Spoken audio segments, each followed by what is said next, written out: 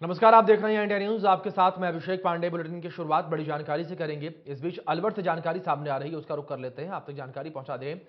अलवर से अपडेट है, जहां पर बाइक सवार ने महिला को टक्कर मार दी है।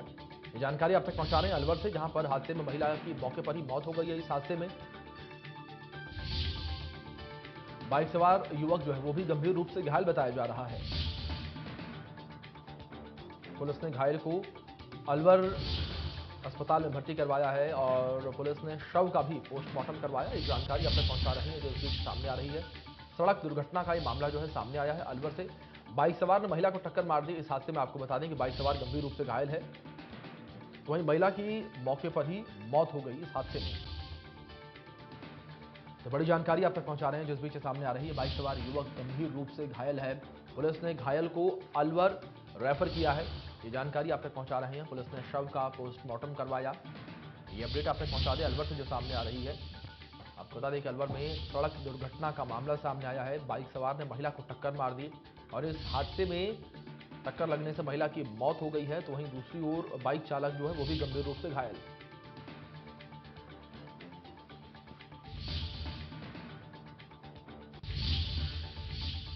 इस बीच जयपुर से जानकारी है, जहां पर 8 फरवरी को बजट होगा पेश प्रदेश का। आपको बता दें कि सीएम अशोक गहलोत ने प्रेस कॉन्फ्रेंस करके इसकी घोषणा की है।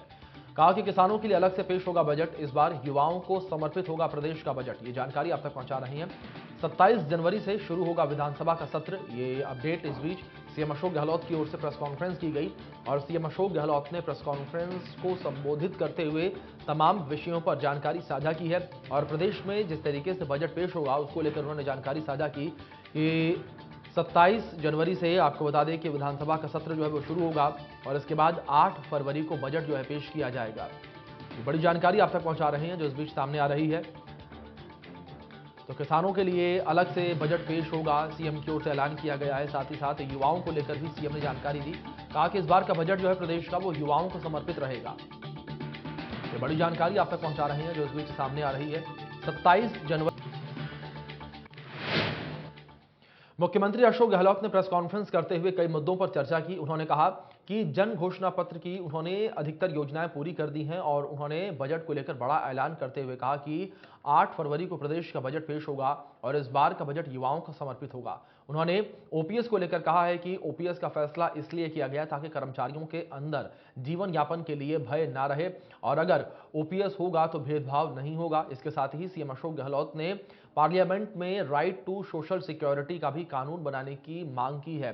उन्होंने कहा है कि राजस्थान में 1 करोड़ लोगों को पेंशन मिल रही है।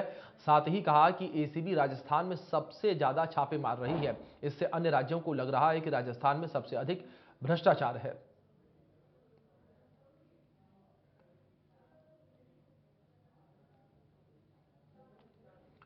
सीएम अशोक गहलोत की ओर से प्रेस कॉन्फ्रेंस की गई है और सीएम अशोक गहलोत ने प्रेस कॉन्फ्रेंस करके तमाम जानकारियां साझा की हैं और ये press conference CM Ashok Gehlot की ओर से की गई है। बजट की घोषणाओं को लेकर उन्होंने प्रेस कॉन्फ्रेंस की है कि किस तरीके से बजट जो है पेश किया जाएगा। 8 फरवरी को प्रदेश में बजट पेश किया जाएगा और विधानसभा के सत्र को लेकर भी सीएम ने जानकारी दी। प्रेस कॉन्फ्रेंस करते हुए उन्होंने बताया कि 27 जनवरी से विधानसभा का सत्र जो है शुरू होगा और 8 फरवरी को बजट पेश किया जाएगा प्रदेश में।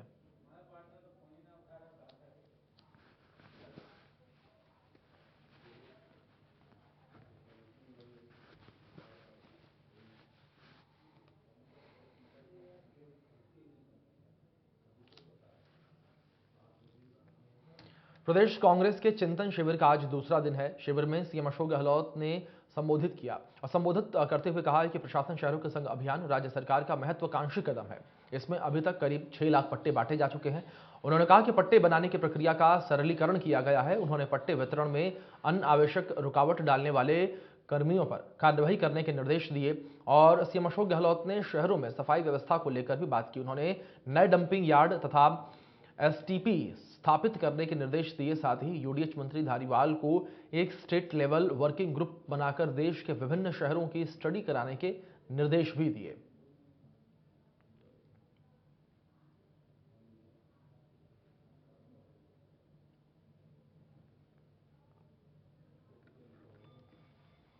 जयपुर में मुख्यमंत्री अशोक गहलोत ने पेपर लीक मामले को लेकर बयान दिया। उन्होंने कहा कि पेपर लीक करने वालों तक हम पहुंचे हैं, कई अधिकारियों को बर्खास्त किया है, पेपर लीक में लिप्त लोगों के घरों पर बुलडोजर चला है। हमने इस मामले को लेकर कड़े कदम उठाए हैं। जो कार्रवाई हमने की है वो किसी राज्य में नहीं हुई है। उन्होंने आगे कहा कि विपक्ष लोगों को गुमराह कर रहा है, झूठे आरोप लगा रहा है, साथ ही अधिकारी और नेताओं के झूठे नाम लिए जा रहे हैं।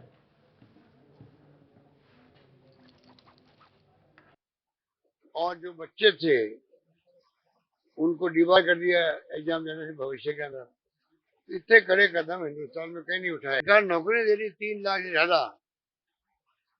ये विपक्ष के जो लोग हैं ये चाहते हैं कि परफॉर्मेंस सरकार जो दे रही है इतनी 1,35,000 नौकरी लग चुकी है, 1,25,000 के इंटरव्यू चल रहे हैं, एग्जाम हुए हैं और 1 लाख नौकरी और लगेगी। वो चाहते हैं ये श्रेय क्यों मिले कांग्रेस पार्टी को, सरकार को क्यों मिले।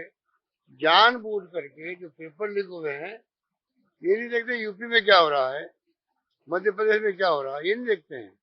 यहाँ कार्रवाई हुई, ये लोग जेल भेजा गया, कहीं जेल नहीं भेजा गया। यहाँ सब कुछ कर दिया, कानून बना दिया, जेल भेज दिया, मकान गिरा दिए, बर्खास्त कर दिया लोगों को, सब कुछ कर दिया। पर हमारी जो उपलब्धि बहुत बड़ी है कि 3.5 लाख के आसपास नौकरी लग रही है। उस उपलब्धि को कैसे जनता के बीच में से नहीं मिले सरकार को, इसलिए विपक्ष के लोग जो हैं जानबूझ करके ये बार बार प्रेस कॉन्फ्रेंस कर रहे हैं, बार बार गुमराह कर लोगों को, झूठे आरोप लगाने पर, झूठे नाम ले रहे हैं कि अधिकारियों के, नेताओं के। ये इनके षड्यंत्र है। तो राजस्थान एकमात्र राज्य देश के अंदर है, अनेकों राज्यों के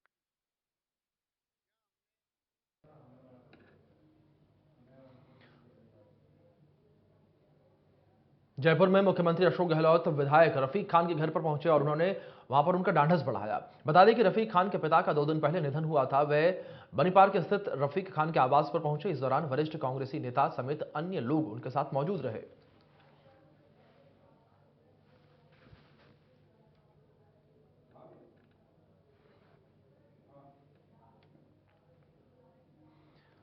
मंत्री बीडी कल्ला जयपुर के ओटीएस पहुंचे, जहां पर उन्होंने पेपर लीक मामले को लेकर बयान दिया और कहा कि किसी आरोपी को बख्शा नहीं जाएगा। सरकार ने पेपर लीक में लिप्त पाए गए लोगों पर कड़ी कार्रवाई की है। तो वहीं उन्होंने कहा है कि सरकार ने कर्मचारियों को बर्खास्त किया और जिन लोगों की भूमिका पेपर लीक में थी उनकी संपत्ति पर बुलडोजर चलाया गया। वो बढ़ाकर 10 साल का कर दिया।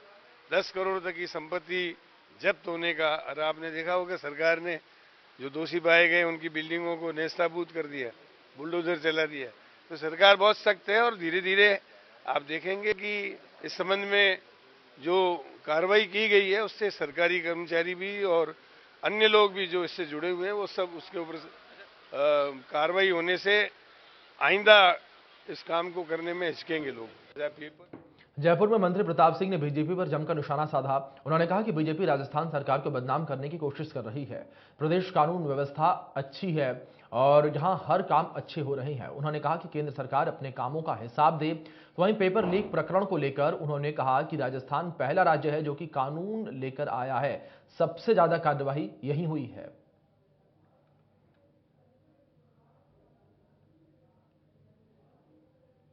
कह रहे थे कि एफआईआर झूठी निकल रही है, तो मैं बीजेपी के लोगों से कहूंगा आप राजस्थान को बदनाम करने की साजिश नहीं करें। राजस्थान की कानून व्यवस्था अच्छी है और राजस्थान में हर काम अच्छा हो रहा है। केंद्र सरकार के कामों का हिसाब दे दे, फालतू की इधर उधर की बात नहीं करे, सीधी सीधी बात करें। पेपर लीक प्रकरण को लेकर आप खुद इस बात को जानते हैं, राजस्थान पहला राज्य जो कानून लेकर आया। सबसे ज्यादा कार्रवाई राजस्थान हुई करप्शन में और पेपर लीक के मामले में। राजस्थान मॉडल स्टेट है कि पेपर लीक में सबसे ज्यादा कार्रवाई हम कर रहे हैं। और पकड़ता कौन है? पकड़ते हमें, हमारे ऊपर ही आरोप लगा रहे हो। सरकार ही तो पकड़ रही है पेपर लीक करने वालों को। कहीं पर भी ऐसा हुआ है कि इन्होंने पकड़ा है? कि बीजेपी वाले चाहते हैं, बीजेपी के राज में तो रोज पेपर लीक होते थे। पेपर लीक तो हर स्टेट में हो रहे हैं, केंद्र सरकार के एग्जाम में भी हो रहे हैं, मिलिट्री के एग्जाम में हो रहे हैं, हाईकोर्ट के एग्जाम में हो रहे हैं। लेकिन हम इतना कह सकते हैं, कोई बात नहीं, हम इतना कह सकते हैं कि आप किसी भी कीमत पर, हम इस मामले में कोई कॉम्प्रोमाइज करने को तैयार नहीं है। सख्त से सख्त कार्रवाई करेंगे। बीजेपी के पास कोई प्लान है तो बता दे पेपर लीक रोकने के लिए, तो हम तो वो भी लागू कर देंगे। लेकिन बीजेपी राजस्थान को बदनाम नहीं करे, बच्चों का भविष्य किसी कीमत पर बर्बाद नहीं होने देंगे। करप्शन करने वालों को और पेपर लीक करने वालों को सबसे सख्त कार्रवाई राजस्थान में हो रही है, वो आगे भी जारी रहेगी। जयपुर में बगरू विधायक गंगा देवी अपनी ही सरकार के खिलाफ धरने पर बैठी हैं। बता दें कि विधायक गंगा देवी बालावाला स्टेशन पर धरना दे रही हैं। विधायक गंगा देवी बगरू विधानसभा क्षेत्र में बिसलपुर में जलापूर्ति और रिंग रोड से प्रभावित किसानों को मुआवजा देने की मांग कर रही हैं। तो वहीं गंगा देवी ने कहा है कि 4 साल से किसान मुआवजे की मांग कर रहे हैं। मांगे पूरी ना होने तक धरना जारी रहेगा। जनता बिसलपुर का पानी के ताई बालाड़ा पॉइंट पर बैठी है। इनको बिसलपुर का पानी चाहिए और किसान भाई रिंग रोड से पीड़ित से 4 साल से रोज रोज धक्का खा रहे हैं। तो किसान भाई भी पट्टा के लिए बैठे हैं। अगर रिंग रोड का पट्टा और बिसलपुर का पानी दोनों की मांग है, ये हमारी मांग पूरी करो, नहीं धरना आज से जारी रहे। यहाँ पर अपनी ही सरकार के खिलाफ विधायक जो है धरना दे रही हैं। तो आपको बता दें कि एमएलए बालावाला स्टेशन पर धरना दे रही हैं और आपको बता दें कि बगरू विधायक गंगा देवी धरना दे रही हैं। बगरू से विधायक गंगा देवी जो कि अपनी सरकार के खिलाफ ही अपने क्षेत्र की जनता के लिए धरना दे रही है। उनका कहना है कि किसानों को मुआवजा 4 साल में भी नहीं मिला है और लगातार उनके क्षेत्र में जलापूर्ति जो है वो नहीं हो पा रही है। लोगों को पीने के पानी के लिए समस्याओं का सामना करना पड़ रहा है और तमाम तरह की समस्याएं लोगों के सामने उत्पन्न हो रही हैं। इन तमाम मुद्दों को लेकर गंगा देवी की ओर से धरना दिया जा रहा है अपनी ही सरकार के विरुद्ध।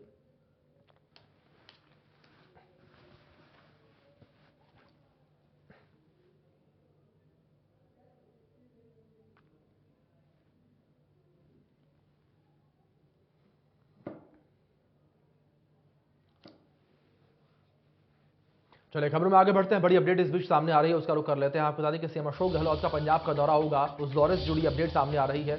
19 जनवरी को पंजाब जाएंगे मुख्यमंत्री अशोक गहलोत, ये जानकारी आप तक पहुंचा दें। भारत जोड़ो यात्रा में सीएम अशोक गहलोत पंजाब में शामिल होंगे। जिस तरीके से राहुल गांधी की भारत जोड़ो यात्रा इस वक्त पंजाब में मौजूद है, तो 19 जनवरी को पंजाब जाएंगे मुख्यमंत्री अशोक गहलोत और भारत जोड़ो यात्रा में शिरकत करेंगे। ये अपडेट आप तक पहुंचा रहे हैं जो इस बीच सामने आ रही है। तो लगातार मुख्यमंत्री अशोक गहलोत जो है भारत जोड़ो यात्रा में भी अपनी भागीदारी निभा रहे हैं। अगर प्रदेश को लेकर बात करें, जिस तरीके से प्रदेश में यात्रा जो है वो रही, तो पूरे दिन यात्रा के हर दिन सीएम अशोक गहलोत यात्रा में शामिल हुए, तमाम व्यवस्थाओं का जायजा लिया और देश के तमाम हिस्सों में भी, तमाम प्रदेशों में भी सीएम अशोक गहलोत गए हैं, यात्रा में शामिल हुए हैं। जब यात्रा साउथ में थी तब भी सीएम अशोक गहलोत यात्रा में शामिल हुए थे और इसके बाद यात्रा जैसे जैसे आगे बढ़ी तो सीएम अशोक गहलोत समय समय पर यात्रा में पहुंचे हैं और इस बीच एक बार फिर से सीएम अशोक गहलोत यात्रा में शामिल होंगे। जिस तरीके से यात्रा पंजाब में है और सीएम अशोक गहलोत अब भारत जोड़ो यात्रा में शामिल होने के लिए 19 जनवरी को पंजाब जाएंगे और राहुल गांधी के साथ भारत जोड़ो यात्रा में शामिल होंगे। राहुल गांधी के साथ कदम से कदम मिलाते हुए नजर आएंगे सीएम अशोक गहलोत 19 जनवरी को। तो लगातार राहुल गांधी आपको बता दें कि भारत जोड़ो यात्रा निकाल रहे हैं, लगातार भारत जोड़ो यात्रा जो है उनकी ओर से की जा रही है। और इस बीच आपको बता दें कि यात्रा जो है पंजाब में पहुंची हुई है और कश्मीर में आपको बता दें कि यात्रा का समापन होगा और यात्रा पंजाब से अब लगातार आगे बढ़ रही है।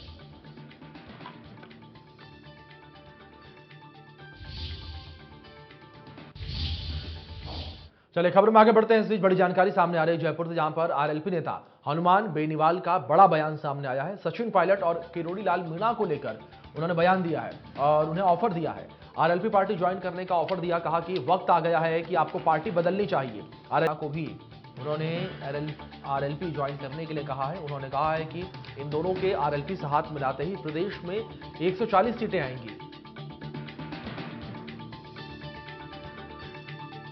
ये नहीं कह रहा हूँ, मैं ये कह रहा हूँ उनको अब आ जाना चाहिए, समय आ गया। अब जनवरी जारी है और ये अप्रैल तक अभी चिंतन शिविर के नाम से अप्रैल तक ये बढ़ाते रहेंगे। आचार संहिता के लोग छोड़ने वाले थोड़ी हैं। जब उनको पता है कि आचार संहिता के बाद अगर कोई सीएम भी बना लेगा तो क्या किस में चलाएंगे बताओ। फिर तो चुनाव आयोग की चलती है आचार संहिता के अंदर। समय पे उनको छोड़ के कोई नया झंडा लेना चाहिए। डॉक्टर साहब को मैं करूंगा कि एक अंतिम बलमात उतरे, क्या पता कोई बैठ जाए, इनका एडजस्टमेंट नहीं बैठता है, आ जाना चाहिए सबको। अगर ये दोनों आ जाते हैं और आरएलपी हो जाती है तो फिर 140 सीट राजस्थान में कांग्रेस बीजेपी वोट पीछे चले जाएगी। पहले अरे भाई सचिन पायलट को सीएम बनाने के लिए मैंने 3 विधायकों का समर्थन दिया था 2018 के अंदर, और जब गहलोत की सरकार गिर रही थी तो तीनों विधायक सरकार गिराने में सबसे आगे थे। यहाँ पर हनुमान बेनीवाल की ओर से ऑफर दिया गया है सचिन पायलट और किरोड़ी लाल मीणा को। उन्होंने कहा है कि आरएलपी ज्वाइन कर लें और प्रदेश में 140 सीटें आएंगी। तो लगातार जिस तरीके से चुनाव नजदीक आते चले जा रहे हैं, सियासी बयानबाजियां जो हैं वो भी देखने को मिल रही हैं। और इस बीच आपको बता दें कि आरएलपी ज्वाइन करने का ऑफर दिया गया है हनुमान बेनीवाल की ओर से।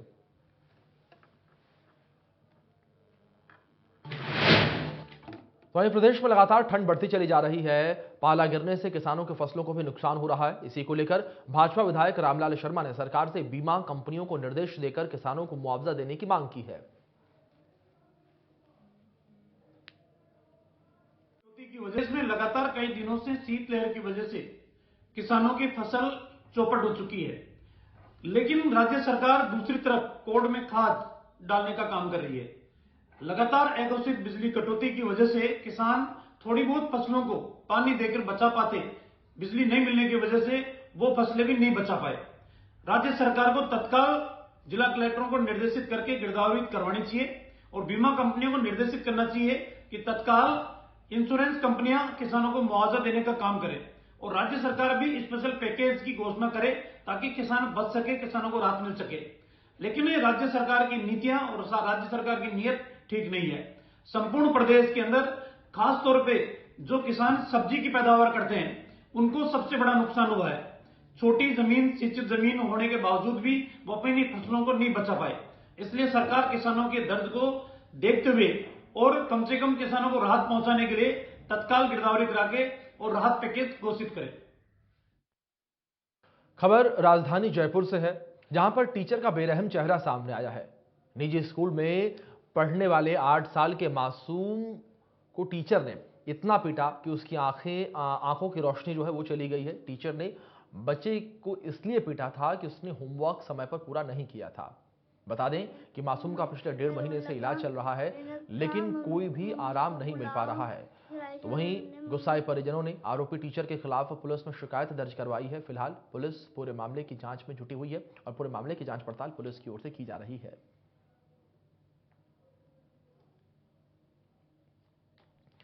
तो जिस तरीके से टीचर का बेरहम चेहरा देखने को मिला है, उससे परिजन जो है वो भी काफी खफा हैं और टीचर को लेकर शिकायत उनकी ओर से पुलिस थाने में दी गई है और पुलिस पूरे मामले की जांच पड़ताल कर रही है। 8 साल के मासूम की पिटाई की गई है, जिस वजह से मासूम की आंख की रोशनी चली गई।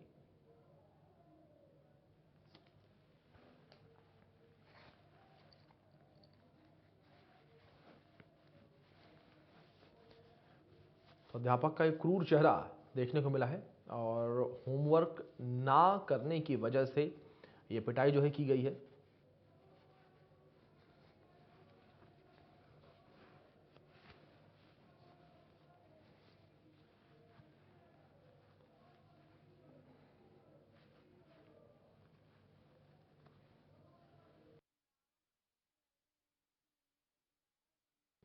तो जयपुर से जानकारी है, जहां पर टीचर की पिटाई की वजह से 8 साल के मासूम की आंख की रोशनी चली गई है। आपको बता दें कि पिछले 1.5 महीने से परिजन जो है वो मासूम का इलाज करवा रहे हैं, लेकिन उसके बावजूद भी राहत जो है वो देखने को नहीं मिल रही है, यानी कि कोई भी असर जो है देखने को नहीं मिल रहा है। तो वहीं दूसरी ओर परिजनों ने पूरे मामले को लेकर पुलिस थाने में भी शिकायत दी है।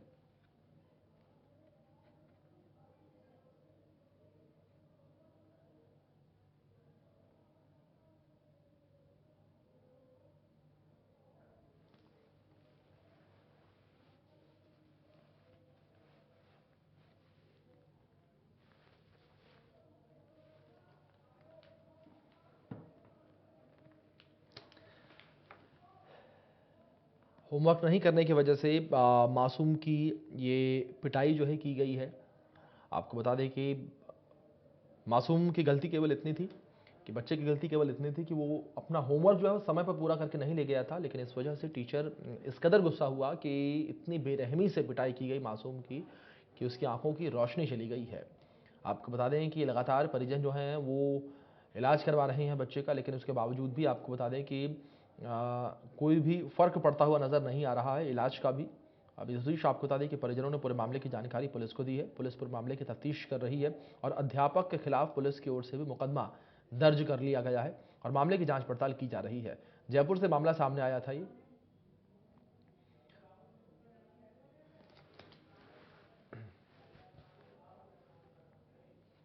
जयपुर में एसएमएस मेडिकल कॉलेज के छात्र और छात्राओं ने महावीर प्रसाद यादव के नेतृत्व में शहीद स्मारक पर बैठक की। इस दौरान दिग्गज नेता शरद यादव को पुष्पांजलि अर्पित करके श्रद्धांजलि दी गई है। कार्यक्रम के दौरान राजद नेता रामनिवास यादव ने शरद यादव के जीवन के संघर्ष के बारे में चर्चा की।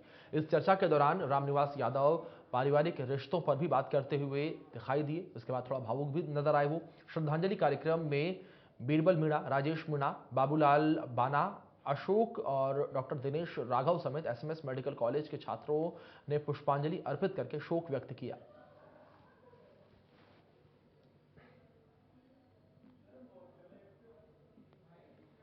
चलिए फिलहाल बुलेटिन में इतना ही। तमाम बड़ी अपडेट्स के लिए आप बने रहें इंडिया न्यूज के साथ। धन्यवाद।